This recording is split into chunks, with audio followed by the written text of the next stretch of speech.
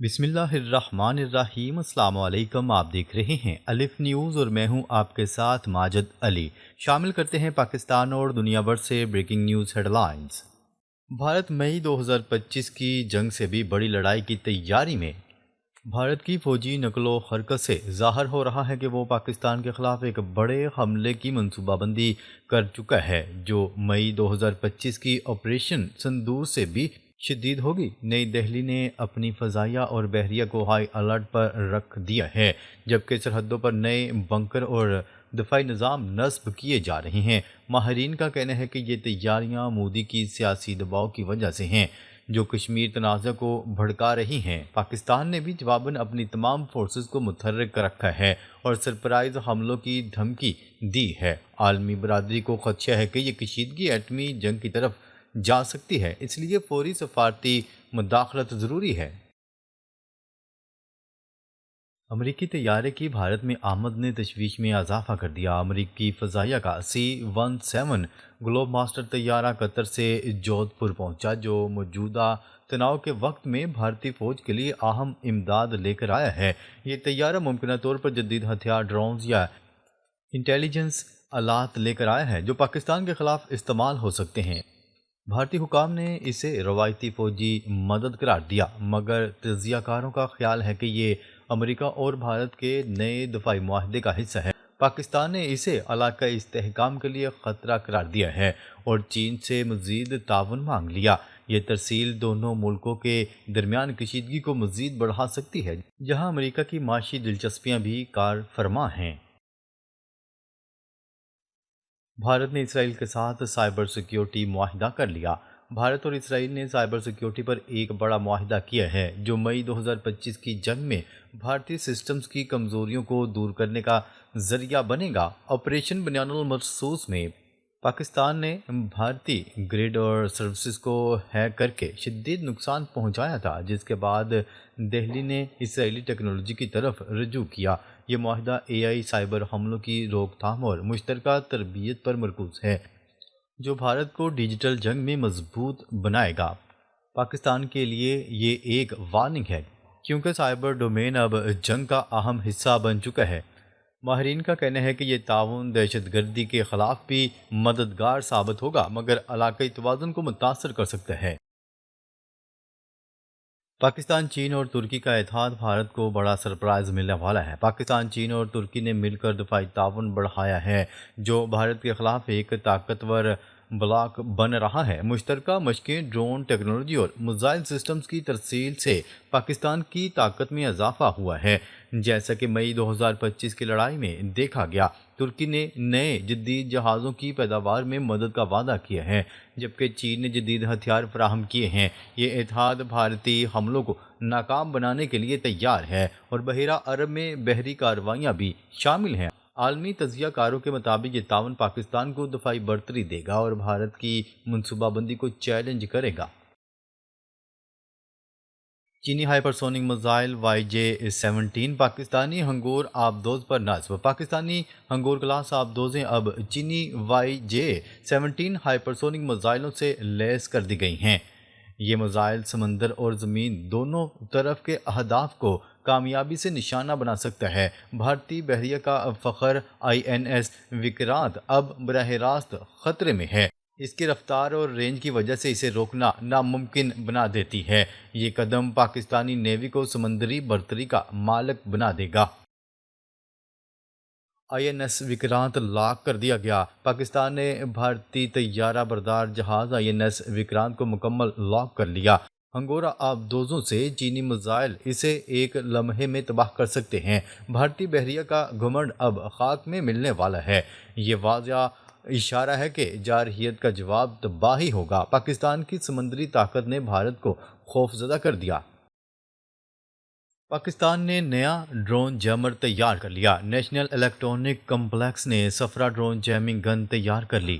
یہ گن 1.5 کلومیٹر دور سے ڈرون کا کنٹرول مکمل طور پر جیم کر کے محفوظ لینڈنگ کروا دیتی ہے۔ بھارتی آرمی چیف کے ڈرون سوارم پلان کو زبردست دھچکا۔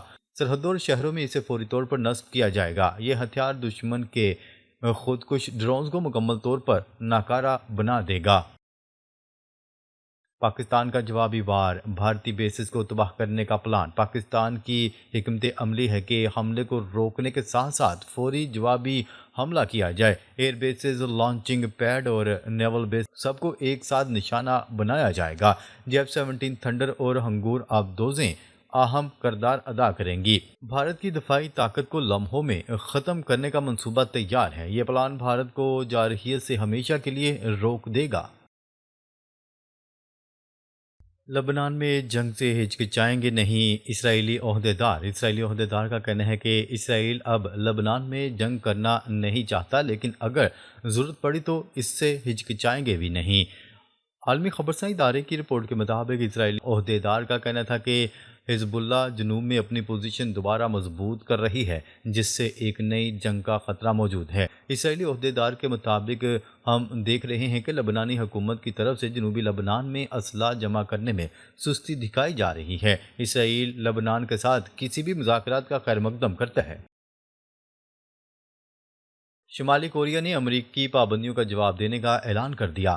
شمالی کوریا نے امریکہ کی ڈونلڈ ٹرمپ انتظامیہ کی جانب سے عائد کی گئی پابندیوں کو اشتعال انگیز قرار دیتے ہوئے جواب دینے کا اعلان کر دیا۔ خبرساں ایجنسی روئٹرز کی رپورٹ کے مطابق شمالی کوریا نے ڈونلڈ ٹرمپ انتظامیہ پر تنقید کرتے ہوئے کہا ہے کہ وہ ایسی پابندیاں عائد کر رہی ہے جو اسے اشتعال دلاتی ہیں۔ پابندیوں کا جواب ضرور دیا جائے گا۔ واضح رہے کہ امریکی محکمہ خزانہ نے منگل کو شمالی کوریا کے 8 افراد اور 2 اداروں پر پابندیاں عائد کی تھیں۔ امریکی صدر ڈونلڈ ٹرمپ کے خلاف واشنگٹن ڈی سی میں مظاہرے شروع ہو گئے۔ میڈیا رپورٹس کے مطابق امریکہ میں صدر ڈونلڈ ٹرمپ کی پالیسیوں کے خلاف عوام سڑکوں پر نکل آئے۔ واشنگٹن ڈی سی میں مظاہرین نے ٹرمپ مسٹ گو ناؤ کے عنوان سے احتجاجی ریلی نکالی۔ مظاہرین نے کیپٹل ہل تک مارچ کیا اور ڈونلڈ ٹرمپ کے خلاف زبردست نعرے بازی کی۔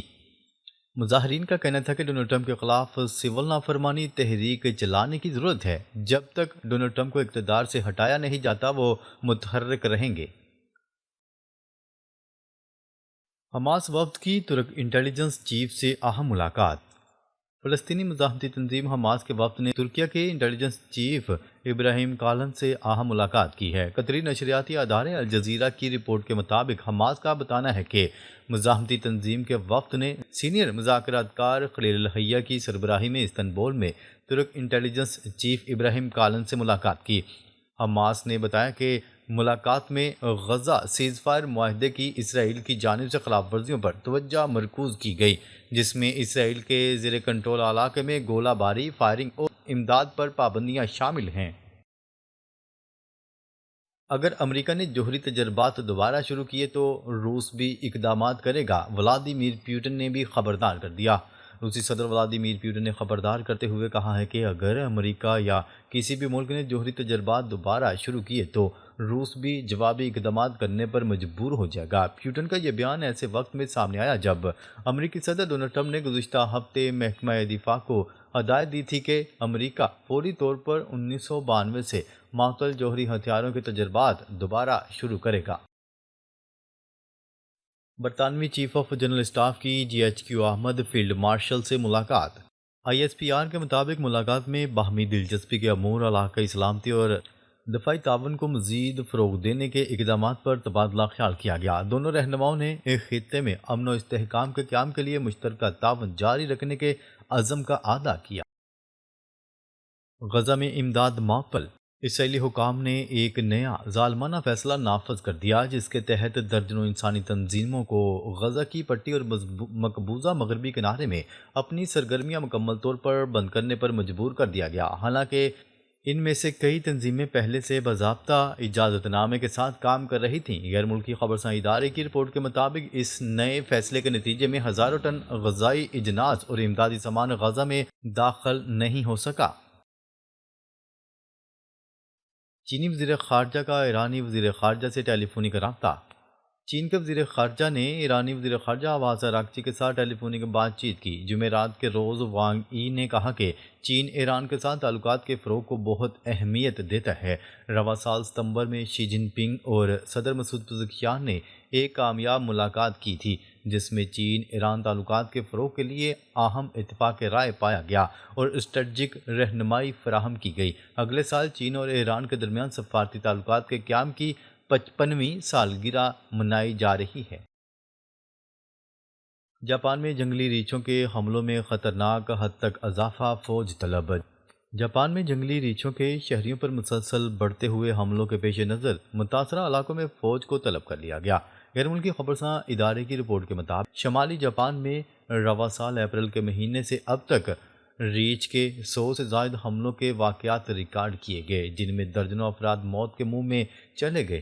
زیادہ تر حملے اسکولز، ریلوے اسٹیشنز اور راشن کی دکانوں کے ارد گرد ہوئے۔ ناظرین، اب تک کے لیے اتنا ہی۔ مزید خبریں لے کر بہت جلد آپ کی خدمت میں حاضر ہوں گے۔ تب تک کے لیے اپنا خیال رکھیے گا۔ اللہ نگہبان۔